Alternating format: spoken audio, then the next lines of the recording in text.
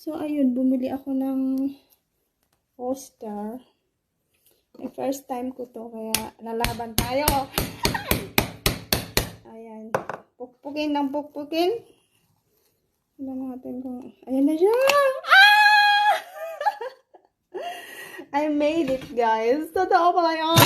O, diba? So, ayun. Gusto ko siyang matry, Bumili ako sa fresh fish at saka itong oyster. So, mahirap para siya buksan. Pero, I made it. Hey, how to open an oyster like this? Ah! Ayan na siya! Oh my God! Ah! Oh! So, I made it, guys. Ayan. Oyster. Ah!